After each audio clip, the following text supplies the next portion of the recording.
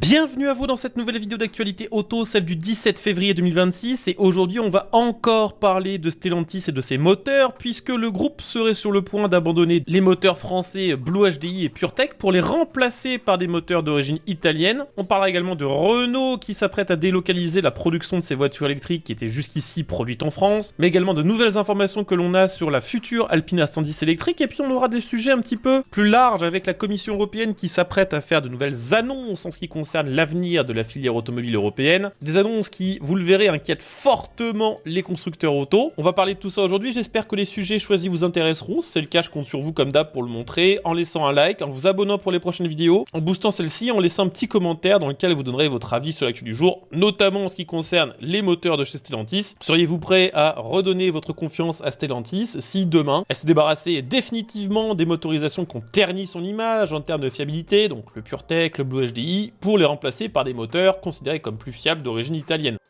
Et justement, ce sera le premier sujet de cette vidéo. C'est vrai que ça fait beaucoup de fois qu'on parle des moteurs Stellantis en quelques jours à peine, mais en même temps, tous les jours, en ce moment, il y a de l'actu qui les concerne. C'est comme ça, c'est pas ma faute. Il se dit effectivement qu'en interne, chez Stellantis, on sera en train d'abandonner toutes les motorisations historiques de chez PSA, donc Peugeot et Citroën, qui à l'époque avaient été fusionnés avec FCA, Fiat, Chrysler, Alfa Romeo pour donner naissance à Stellantis. Il serait donc question d'abandonner les moteurs Blue HDI et PureTech pour les remplacer sur l'intégralité de la gamme par des moteurs d'origine italienne, des multijets et des Firefly, et ça même sur les marques françaises, c'est-à-dire qu'il serait peut-être possible dans quelques années d'acheter une 208 qui aura plus le PureTech, mais qui serait équipée du moteur Firefly. Stellantis serait en train de prendre cette décision pour plusieurs raisons qui sont tout à fait entendables. La première, c'est que à cause des différents problèmes de fiabilité que se traînent le PureTech et le Blue HDI depuis plusieurs années, c'est très difficile de récupérer la confiance des clients, que faire disparaître définitivement ces moteurs permettrait entre guillemets de les faire oublier et de passer définitivement à autre chose, mais ce serait également une affaire de gros sous, puisque, et ça on en avait parlé un petit peu en vidéo il y a quelques semaines, on avait appris que le moteur italien Firefly, qui devait disparaître en 2026, avait été finalement prolongé et que Stellantis avait investi un bon billet pour le rendre compatible avec les futures normes européennes Euro 7. Ce qui se passe, pour faire très simple, c'est que Stellantis sait qu'elle va avoir besoin de conserver des moteurs thermiques dans sa gamme plus longtemps que ce qu'elle avait prévu, notamment parce que les ventes de voitures électriques ne décollent pas vraiment, sauf que investir dans les moteurs thermiques ça coûte très cher et qu'il était tout simplement plus intéressant financièrement de ne miser que sur les moteurs italiens plutôt que de faire homologuer à la fois les moteurs italiens et les moteurs français. Autant donc investir plutôt sur les moteurs qui se traînent le moins de problèmes de fiabilité connus, à savoir les moteurs italiens. D'autre part, il se dit également concernant ces normes Euro 7 que homologuer le petit 3 cylindres 1,2 litre PureTech, qui s'appelle maintenant 1,2 litre turbo, ne serait pas si simple. Je vous invite à aller voir la vidéo que j'ai fait sur les normes Euro 7 pour comprendre vraiment ce qui va changer. Pour faire simple, c'est pas vraiment des nouveaux seuils qu'il y a à respecter, c'est plus le protocole de calcul des émissions et de la consommation qui change, avec beaucoup plus de phases de mesure qui vont être réalisées à forte charge, mais également dans des températures jugées extrêmes, donc par temps très froid et très chaud, des conditions de test qui sont finalement assez peu favorables à un petit bloc 3 cylindres essence, qui manque de souffle comparé aux 4 cylindres italiens, et sur lesquels les consommations de carburant et donc les émissions de CO2 explosent dès justement qu'il fait froid ou dès qu'on doit accélérer fort d'un coup. D'autre part, on considérerait chez Stellantis que la clientèle française est assez peu attachée à ces moteurs, alors que les Italiens sont eux assez attachés au fait de rouler dans des moteurs made in Italy, que donc pour les Français c'est pas une grande perte de perdre le 1 litre de PureTech, et que les Italiens seraient ravis de voir les leurs continuer d'exister. Alors là, c'est vrai qu'on parle beaucoup du PureTech, mais sachez que ce serait également vrai pour les moteurs Blue HDI qui seraient remplacés par des moteurs multijet, moteurs diesel qui seraient hybridés.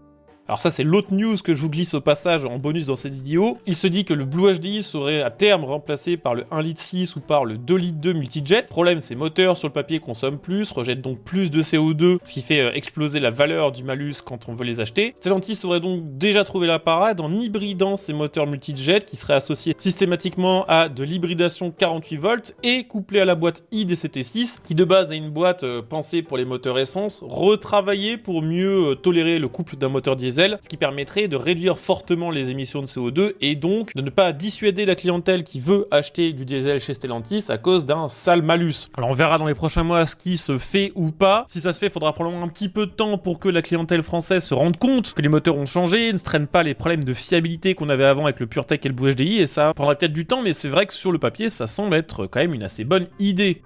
On va parler maintenant un petit peu de Renault, puisque ça y est, c'est la délocalisation. Jusqu'ici, Renault produisait la majorité de ses voitures électriques en France, dans le nord surtout. La seule qui ne l'est pas pour le moins, c'est la Twingo, qui est fabriquée en Slovénie. Et bien tout ça, c'est sur le point de changer, puisque Renault, à partir de 2028, veut faire fabriquer plusieurs de ses modèles électriques en Espagne, dans son usine de Palencia. Ça concerne dans un premier temps les futures versions du Austral, Espace et Rafale électrique, qui actuellement n'existent pas en 100% électrique, mais qui arrivent en 100% électrique avec une nouvelle architecture 800 volts, des véhicules dont les versions hybrides ou thermiques sont fabriquées déjà à Palencia, donc ça permettrait de mutualiser une partie des lignes de production, ce qui permettrait à la marque de faire quelques économies côté coût de production. Mais on parle également d'une délocalisation de la production du Scénic électrique qui est actuellement produit en France à Douai, qui serait lui aussi assemblé en Espagne à partir de 2027. Pour expliquer ce rééquilibrage, Renault souligne que dans le nord de la France, les usines de voitures électriques de la marque aux losanges montent en cadence, que 6 modèles doivent y être produits, y compris des modèles de marques alliées comme Nissan, Mitsubishi ou Ford, et que ces sites de production seraient en train d'atteindre leurs limites. Il se dit aussi que par souci d'optimisation de production et pour compenser une partie de la perte de la production du Scénic délocalisé en Espagne, les usines du nord de la France pourraient également récupérer la production de la future Alpine A390, qui permettrait à l'usine Alpine de Dieppe de se concentrer sur la production de la future A110 électrique, dont on va parler dans un instant. Donc ça c'est l'argument officiel. Après on le sait très bien que de toute façon faire produire en Espagne c'est moins cher qu'en France, les salaires sont plus bas, l'énergie est moins chère et en plus de ça l'Espagne a mis en place un programme de subvention, un programme d'aide fiscale qui permet aussi aux marques qui fabriquent de la voiture électrique de profiter de coûts de production plus faibles. Libre à chacun de juger en commentaire de si c'est une bonne nouvelle ou pas. Ce qui est sûr, c'est que ça tranche clairement avec les promesses de l'ancien patron de Renault, Luca de Meo, qui devait faire de la France le cœur de la voiture électrique de la marque aux losanges, qui garantissait presque à l'époque que l'électrique Renault serait 100% française. D'ailleurs, vu qu'on parle de Renault et de voiture électrique, on va parler rapidement de la A110 nouvelle génération, la A110 électrique, qui est toujours en cours de développement, qui devrait finir par arriver un jour, contrairement à Porsche et l'intégralité des autres marques du monde qui ont renoncé à faire des sportives électriques. On a quelques nouvelles infos qui viennent d'un interview tout simplement du directeur de chez Alpine pour le magazine Autocar. Ils nous disent ceci: elle sera basée sur une nouvelle plateforme APP, Alpine Performance Platform, qui sera la plateforme partagée avec la Renault 5 Turbo 3E. Elle disposera d'une batterie d'environ 70 kWh qui sera placée derrière les sièges pour conserver une position de conduite sportive avec un équilibrage des masses optimal. La plateforme a quand même été conçue pour laisser la possibilité à Alpine d'y ajouter un autre type de motorisation si jamais les ventes de la A110 électrique n'étaient pas au rendez-vous. La version de base possédera 2 moteurs électriques à l'arrière, elle sera propulsion, la puissance visée est de au moins 345 chevaux. Alpine se laissant la possibilité de faire des versions 4 roues motrices bien plus puissantes. On parle d'une voiture dont le poids cible serait 1500 kg. C'est difficile de faire mieux côté voiture électrique sportive. Les batteries ça pèse quand même lourd et c'est quand même, faut le dire, 400 kg de plus que l'actuel Alpine A110 thermique. On nous parle ici d'une autonomie ciblée de 480 km sur route, contre environ 550 à 600 sur les versions thermiques, et d'une autonomie sur circuit, donc avec une conduite sportive qui consomme beaucoup d'électricité, une autonomie visée lui permettant de faire 3 tours du Nordschleife, c'est-à-dire environ 60 à 80 km, contre environ 7 à 8 tours de ce même circuit pour les versions thermiques de l'A110. Donc pour résumer, l'A110 électrique c'est plus puissant que la thermique, certes, mais plus lourd, moins autonome et probablement plus cher, mais pour l'instant il va falloir attendre un petit peu pour connaître les prix, ils n'ont pas encore été diffusés. Pour terminer, on va parler un petit peu de l'avenir de l'industrie automobile en Europe, puisque la Commission européenne s'apprête à publier et à mettre en place une nouvelle règle qui imposerait aux constructeurs qui souhaitent bénéficier des aides publiques, donc tout ce qui va être bonus à l'achat de voitures électriques par exemple,